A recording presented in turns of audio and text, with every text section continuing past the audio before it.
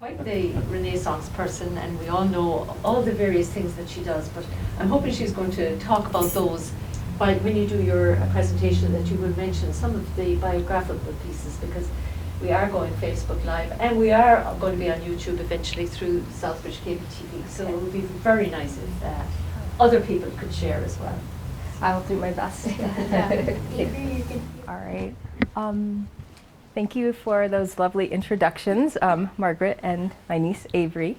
And it's so wonderful to see so many of you out here tonight. I wasn't sure if we'd have much of a crowd, but then it hit me. Maybe, you all are thinking, if Erica went to all that trouble to write a book, maybe she'd include a juicy story about someone we know. I can safely say that none of us, myself included, directly appear in Proof of Me, because it is, after all, a work of fiction. But that said, those of you who either grew up with me or who knew me as a reporter at the Southbridge Evening News know for sure I could have written at least 2 books by now from all of that alone. But all I can say that for now is not yet.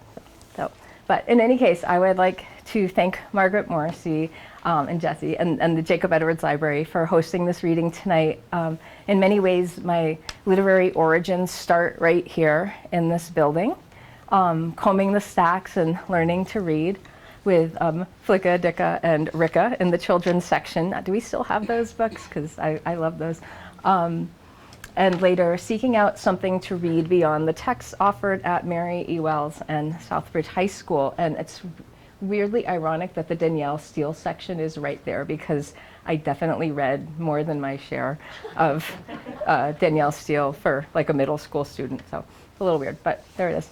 But yeah, I would also like to give some credit to my English teachers, but particularly to Sally Byrne, who was famous for stepping outside for a quick smoke between classes.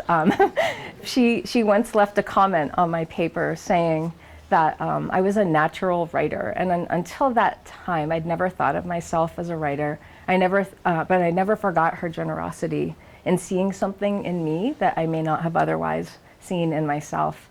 And years later, my training as a reporter for the Southbridge Evening News helped me to wrap my ear around a good story, how to write quickly and efficiently, and to always keep in mind an editor who will cut you some side eye if you try to bullshit your way through a piece. And for a while, that editor was Southbridge Evening News publisher David Cutler, who, like Sally, has now walked on, but who stays with me as someone who encouraged me from way back when. And so while this collection of stories is squarely set in a fictional community in eastern North Carolina, which is where I spent about 8 years of my adult life and where I started writing fiction, you may also find in Proof of Me a few stories set in a gas station, not unlike the one my parents were in the 80s, or a cameo from a high school show choir performing Under the Sea, or Let the River Run, and Stacy, who's here, knows a little bit about that. And you'll find plenty of stories about people behaving badly more often than not to their peril, and that's something I think maybe we can all relate to. And unfortunately, there will be no schmaltzy jazz hands or singing tonight. Maybe one little jazz hand just for Stacy. Yeah, thanks for coming out. But I do want to thank you all for being here this evening in person or tuning in from afar. I'd also like to thank my parents who taught me to read and write, and who always encouraged me and my nieces who are here, and my brother and sister-in-law to pursue my dreams. So publishing this book is certainly one of them. So I'm going to start with a couple of very short stories. It's called flash fiction, and it's taken from not Proof of Me, but from another very short collection of stories that I wrote called Sugar Mountain. And I think because this is a reading set in Southbridge, I feel like the stories I'm going to share, at least in my imagination, are set in Southbridge a little bit. There's one of them kind of gives an homage to one of our own legends of Southbridge. As some of you may know, Rod Murphy and Justin Earle's early film project. And it's set right outside here in the library and actually involves a library book. The second story has this very strong kind of middle high school vibe and steals the name Pizza Chef, which is now Zoe's Pizza. And I was actually envisioning pizza chef reading when I wrote this, which is on the corner of Elm and Main. And then the last one, I don't know, I'm thinking about my mom and grandma and my great aunt who who love their Friday comb outs. And so I'm going to read a little story about that. And for those of you who don't know what a comb out is, it's when you tease up someone's hair really big and make it look fancy. So, all right, so here we go. The first one's called Carriage. Last week, on our way home from the library, we saw the woman who pushes a fake baby in a real carriage. Someone claimed she went crazy after she killed her real kid in a car accident, which is why she walked everywhere with that carriage. Someone else joked she was too poor to own a car, but did not dispute the dead kid theory. And today, as I walked across the street after school, nose buried in the library copy of the 4th Narnia book, the lady with the fake baby ran right into me. The light had turned red, signaling for us to walk, and I thought I was safe, except there I was in the middle of the intersection with a skinned knee from her wheel and my book flung inside the carriage. "Lucy," the lady shouted, bending over the carriage to check on the fake baby. "Can I have my book back?" I asked, my face hot. The lights were about to turn and the cars revved with anticipation. The lady looked at me for the first time, saw me clutching my skinned knee. "What are you doing here?" she said. "Stay away from my baby." "I don't want your baby," I said. "I just need my book back. It belongs to the library." And she took the book, admiring the cover, the silver chair, then put it back in the carriage.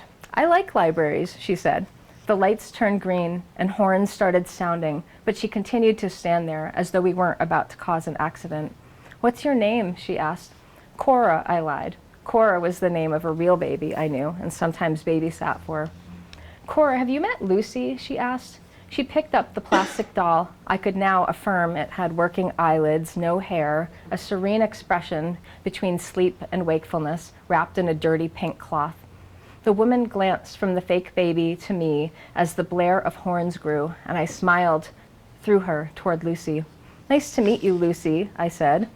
Lucy's eyelids shifted open when tilted upright. "And what pretty eyes you have." And even though I knew that the fake baby was plastic and her owner was crazy and the horns grew louder around us, wanting to get on with their commute home, I am certain that as I touched Lucy's tiny plastic hand, I heard a small laugh, a baby's laugh, coming from the doll, or perhaps from a presence alive inside the carriage into which I reached and found my book and escaped into the rest of my afternoon, into my novel, enchanted by the imagined worlds that I simply could not accept in real life. All right.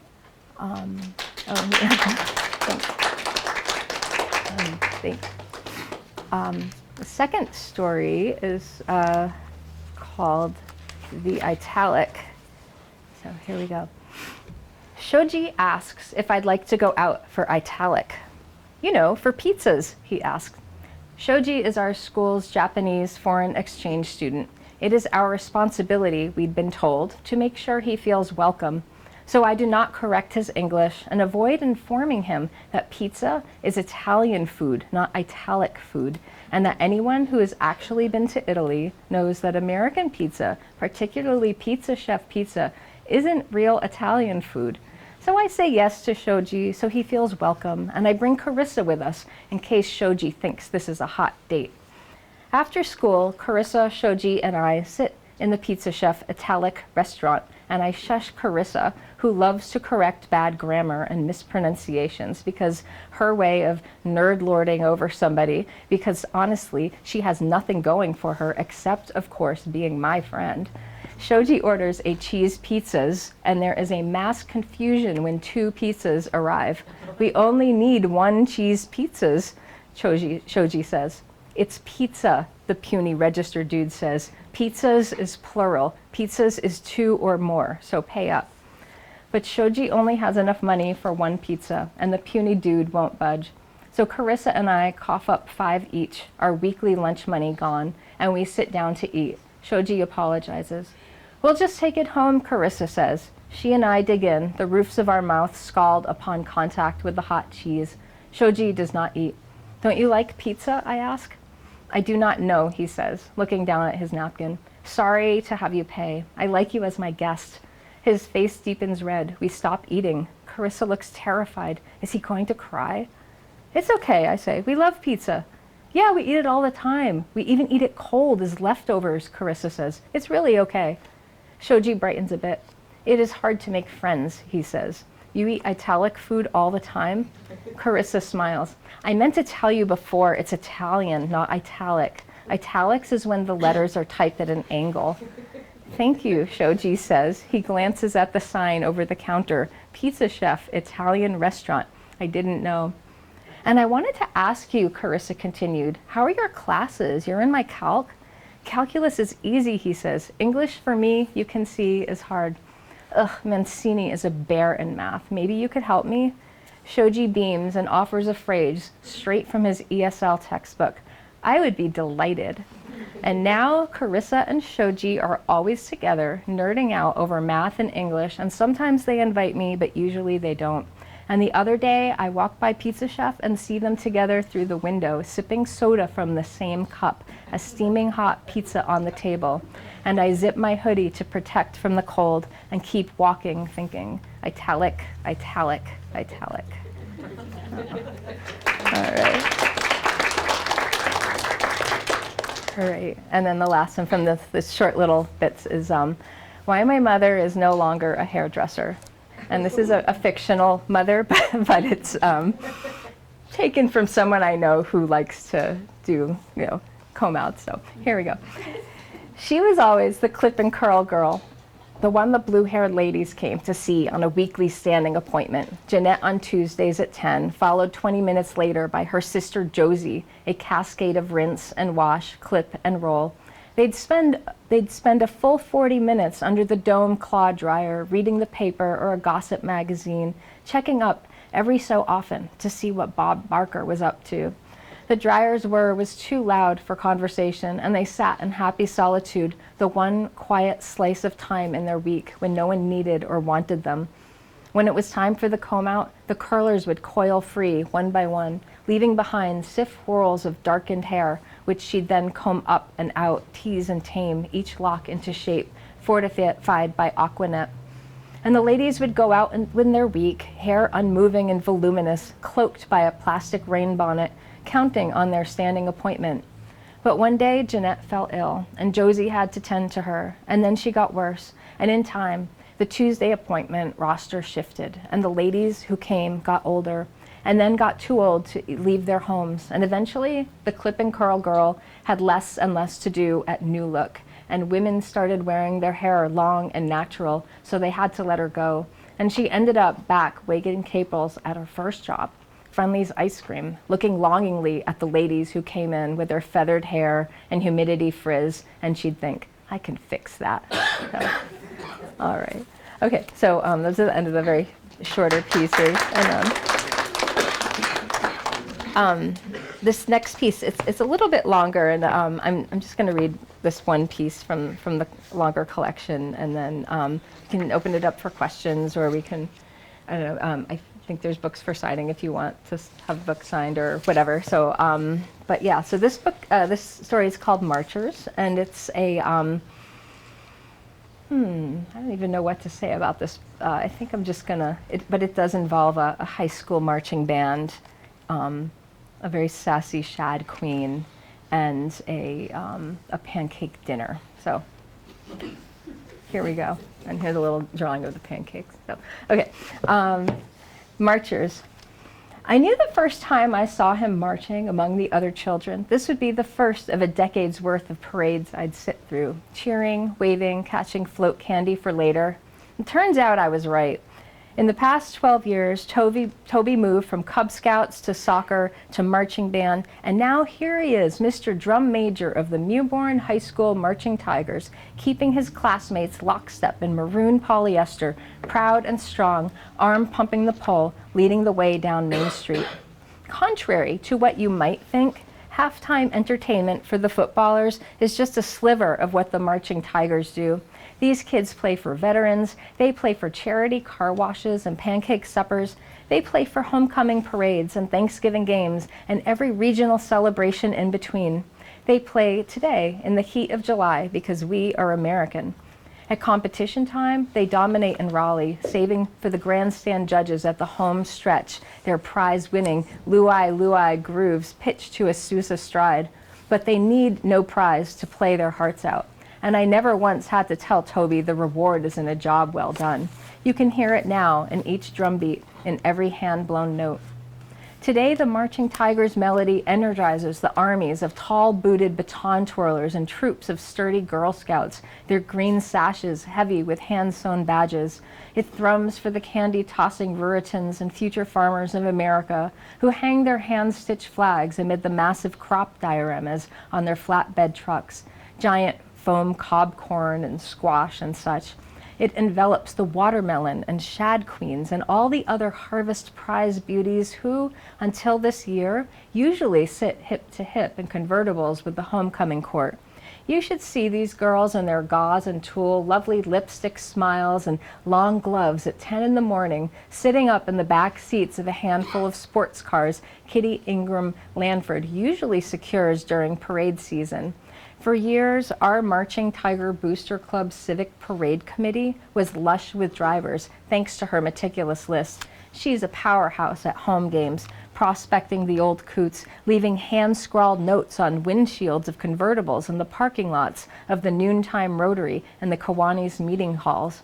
It's harder than you think to find a civic-minded man with enough cash to afford a third car payment, but who doesn't slip away on the weekends to a boat down in Little Washington or some second home on the second Crystal Coast.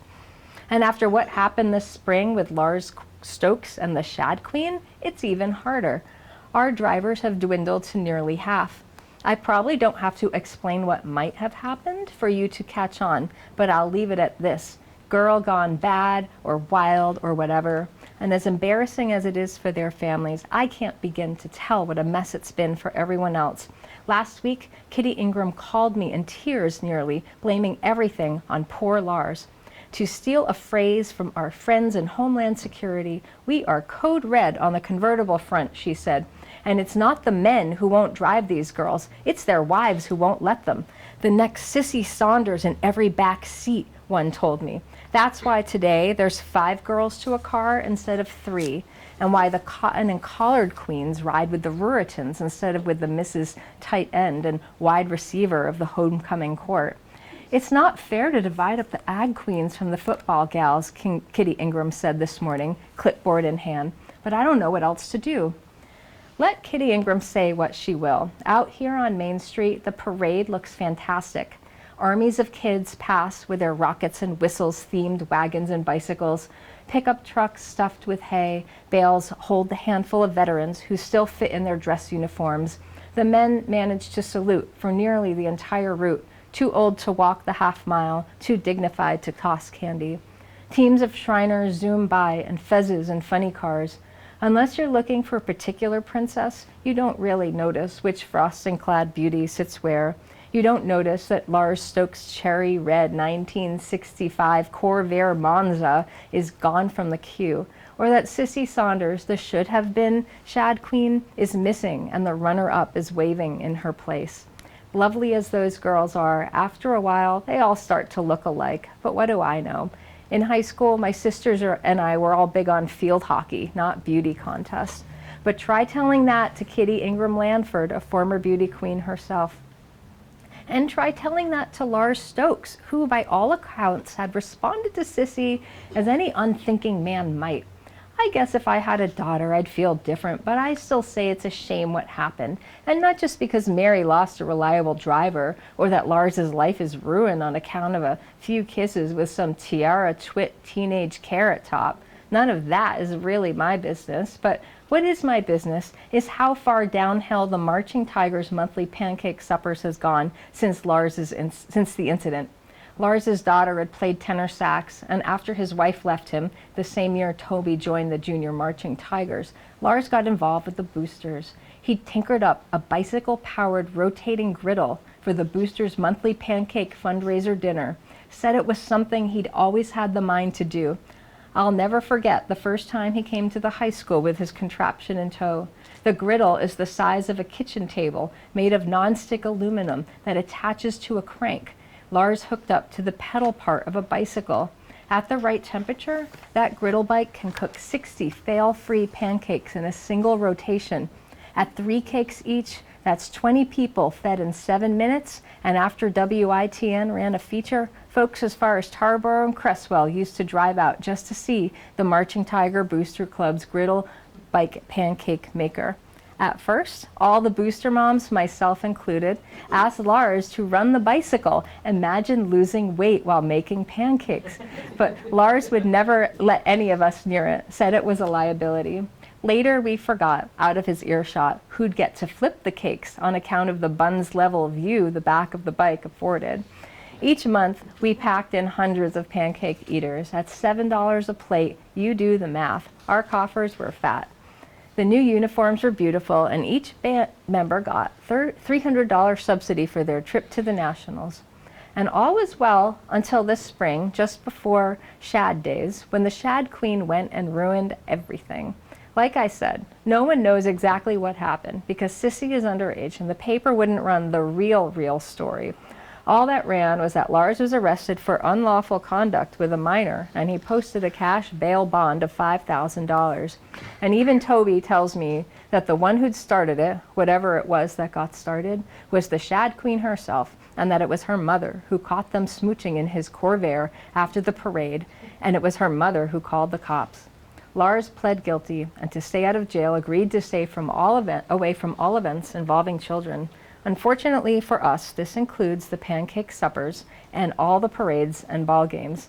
As Kitty Ingram says, there goes our prize Corvair, and I say, there goes the Marching Tiger Booster Club's cash cow pancake griddle bicycle. And even with her title stripped, Toby tells me our little Miss Vixen Shad Queen is off scot-free, a full ride to state in the fall.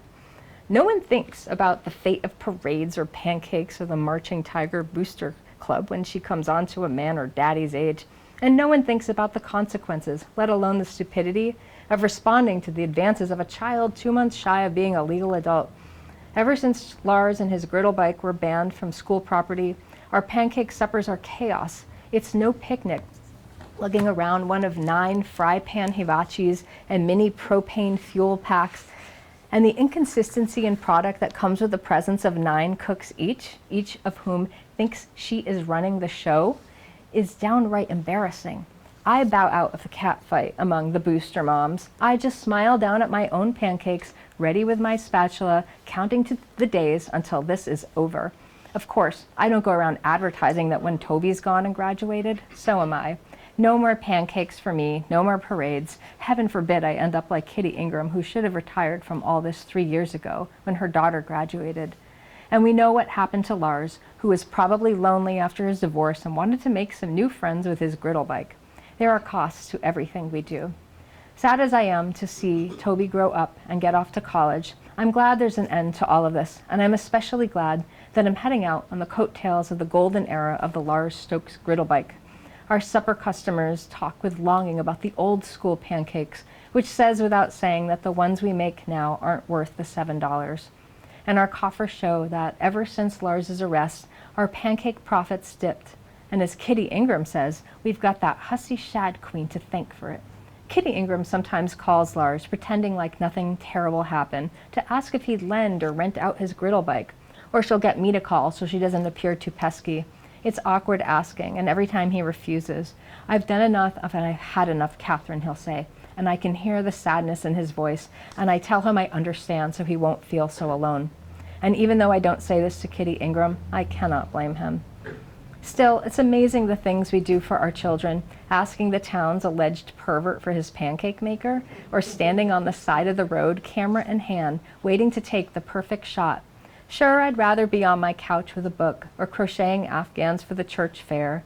And while my sister Becky tells me that I could easily find another man to keep me company, and for full disclosure, I'll admit that until recently, Lars had been on her short list, I keep to myself ever since Toby's daddy died. Toby was just 4, old enough to know his daddy was gone, but too young to understand a heart attack. Thank God Toby and I still have each other. And now here he comes, leading the thrumming pack of drummers, the kids holding the horns and the xylos, hoping to God the horses keep their sphincters in check. Rule is you march right through no matter what. And Toby looks great. He's earned this moment, at the center of the entire parade, keeping pace with his baton for all the little ones in back. He's so intent on keeping time, he fails to catch my eye as he passes by, even though I yell his name when I click the shutter. The wave of drums rattles and surges, and then it's over. In the fall, he's off to college, and all this pancake and parade business, Kitty Ingram and Lars, will be a thing of the past. I rise up on tiptoe and lift the camera above my head in Toby's direction, hoping the frame will capture this last glimpse of him, the back of his high, stiff hat, and the marchers who follow in his wake. And thank you. I know that's all I planned to read. But maybe I'll read just the opening of just one more piece. 'Cause I feel like I should honor. I talked a little bit about my my mom's comb out business, but I also feel like I should maybe just read a little bit from the scene set in one of the stories that's set in a garage, a gas station, and so just for my dad. So here we go. So this is just the opening to Salvage. It's just a couple pages, and then we'll can just open it up to questions. So, and I should say that this whole story is, again, complete fiction, but my dad was in a demolition derby when I was a kid, and and so some of it is empirical memory from that time. So, all right, the story is called Salvage. The back windshield of the ancient Charger would not break under Cass's hammer, and all she wanted was to tear that thing apart. She wanted to make the world's hugest mess in the back seat of the car, cast dangerous bits of smashed glass across the gas station bay. All week, as she helped prepare her Uncle Andy's car at the Gas and Sip for its Saturday night demolition derby destruction at the Mewbourne High School football field, she thought about the damage she'd do to that windshield. She thought about it as she spray painted the number 68 in lime green on the Charger's doors and hood, then made jagged red and purple grease lightning-style flames over the rusted fenders. She thought about it as she rode her bike to fetch spark plugs and a fan belt at the parts store, and later that week as she lined the Charger's steering wheel, ceiling, and dashboard with egg crate foam from the 5 and dime. She'd gouged out the headlights and taillights early on. The Cass figured shattering that glass would feel about as good as busting through the frozen crust of ice puddles, a hollow, blistered potato chip sensation for the whole body, only bigger and louder and messier. And here she was, hammer in hand, and the back windshield refused to grant Cass the effect moving metal should have on glass. She could not break the window. She knelt on the trunk of the Charger, and with both hands wrapped around the hammer, struck the window with every muscle in her body. She hopped off the car hood and stood on the bay floor in a baseball stance and swung the hammer like a bat. She picked a spot on the glass, spray painted it with an orange star, then hit the center until Joe Gomez, her uncle's shop assistant, poked his head out of under the Charger's hood to watch her. "Isn't there like a law in physics?" Cass asked. She gave the windshield another good hit. The July heat made the hammer handle slippery in her hands. You hit something, you break it. "There's all sorts of laws," Joe said. "Hey, how old are you anyway?" Cass adjusted the goggles, suctioned around her sockets, and tried again, answering Joe's question with a few more blows to the glass. She knew from her Uncle Andy that Joe was at least 5 years older than she was, so maybe 19, and he'd already dropped out of school to work on cars at the gas station. "Some people aim high," Uncle Andy had said once about Joe. "Others aim right for where they are." What bothered Cass about Joe was not his vocation, but how he'd asked all his questions. For example, "How old are you anyway?" As though her age was a big deal. What did he care? Her last lob against the glass caused the hammer's head to slip clean off its handle. It skidded across the bay floor. Joe handed Cass a mallet. When the mallet failed, Cass could tell straight off it was far too rubbery to shatter glass. She found a wooden bat from the back seat of the Charger and let it rip. The back windshield remained intact. Then Uncle Andy came out of his office, hands on hips. "Hey, Jojo, what's all this standing around business?" he said. "We got to get moving." Uncle Andy looked annoyed as he took the bat from Cass and with one blow put a spiderweb crack in the back windshield. Another blow put the hole right through. Before Cass could stop him, Uncle Andy did the same with each of the other windows, the sound of shatter ricocheting across the room. When he was done, he leaned the bat against the tire wall. "There, that should get you started, baby girl," he said. Then he kissed Cass on the cheek, put his hand on her shoulder so she'd meet his eye. She knew she failed to hide her disappointment. "Look," he said, "the Chargers they made that year were built to last, and no little girl with a baseball bat will change that." The Charger had belonged to Uncle Andy's daddy before he died, and for the past 30 or so years, everyone in town told Andy they thought he was crazy to let it sit outside to rot in the back lot of the old man's station. But Uncle Andy said that it was his gas station, that the Charger was exactly where it belonged. Its main flaw, Uncle Andy had told Cass, was that it had a weak universal joint that needed a few strips of metal reinforcement just under the front end. Joe had welded those in place the first day. Uncle Andy decided he was going to enter the Derby. "Got to put something into it to get something out," he said. Uncle Andy picked up the bat, handed it to Cass. Then he checked Joe's progress under the hood, investigating the new disc-shaped Magnum air filter perched atop the mechanical guts of the engine, the sets of spark plugs guaranteed to make sure the Charger would run. He shut the hood and looked proudly at Cass's paint job, which did little to hide how badly the metallic blue paint had dulled, how scarred red with rust, its back-end tire wells. "You done all right, Cass," Uncle Andy said, walking the length of the Charger. "She's a real artist, Jojo, ain't she?" Joe nodded as he took a drag from his cigarette. Uncle Andy went into his office and returned with a little white cowboy hat, which he duct-taped to the raised ridge of the hood. Then he stuck a skein of red Christmas garland across the single-panel grill. "What do you think?" Uncle Andy asked. "Like Christmas," Joe said, "or something." "You sure you want to put this in a derby?" Cass asked. "Aunt Clara said her church would take it as a donation, paint it up and sell it." "Over my dead body is this thing going to a bunch of free will loonies," Uncle Andy said. "This sucker is destined for the dump. Speaking of loonies, your Aunt Clara called to see where you were when you were coming home for lunch. That was an hour ago. My recommendation is you get yourself home. We'll finish up here." "But what about the windshield?" Cass asked. "We got to get this underway, baby girl, and you got to eat," Uncle Andy said. "You don't want to tick off your aunt. Go on now." So, all right, I'll end with that. So, but the story definitely continues. So, all right, I don't know if anyone has questions, but I'll leave a little bit of room for that, and if not, yeah, I don't know. Yeah, hi, Cindy. So I know the title, I haven't read the book yet, but the title, Proof of Me, I know it's one of the stories in the book, but I'm just wondering, is it because it's your favorite story, or what led you to have that be Proof of Me? Yeah, The full book? it's so in the story Proof of Me, there's a person who's a sculptor, and she takes one of the character's hair and another character's nails and puts them into the clay that she builds out of she makes pots and vases built with clay infused with people's like DNA essentially.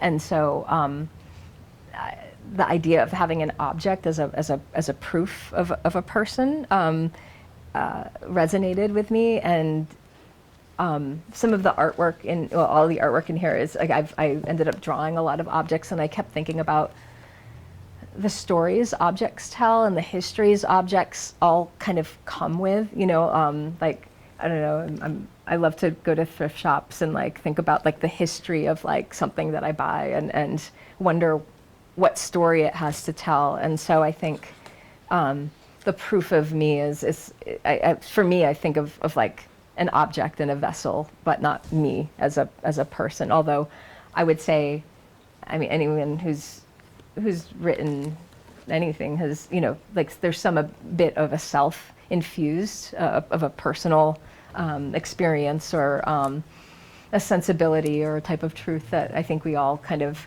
live or experience. But yeah, so it's working on a few different levels for me. But yeah.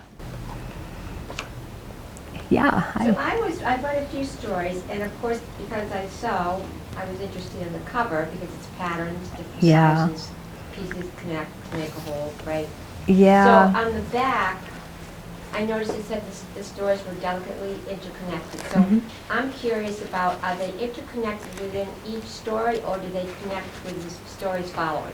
Yeah, so that's an interesting question because, yeah, that whole idea of stories being kind of stitched together, and I love because it looks like a blueprint, it looks like a pattern, it looks like the night sky, like constellations a little bit, and that's was kind of part of my envisionment for the book, was to have each story stand alone, but also to have them connect to each other in some very direct ways. Like some of the sections are all about a certain family from different people's points of view, and so you get a sense of one family's experience and what they all kind of think about each other and what their issues are with each other. And then you can kind of dip into another family or cluster of people who are kind of know each other, but maybe not. And but then there's these outer stories, the sets of stories from the first section and the last section, and some people who are in the first story will end up in the last story, and so if you're looking for connections, they're absolutely there. Like Jojo shows up in the first story. He's referred to in another story, right? So like if you're looking for little connector bits, like they're absolutely there, and I like the idea that, the way that like even just growing up in Southbridge, right? Of people, or like, the person that you pass on the street, ends up being like, I don't know, the nurse who does intake, and you know what I mean? And so there's ways that we come to know each other that aren't always direct or obvious. And so what I'm interested in is in the way these stories can kind of talk to each other and connect with each other, not in obvious ways, but like in subtle ways. Like there's a family that's like an undertaker family, and they're referred to in passing in one of the earlier stories. They show up as the undertaker in another story.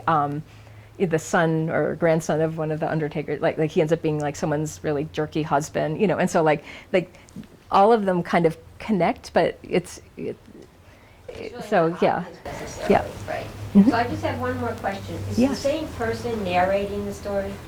Because they talk about but you don't always know who it is.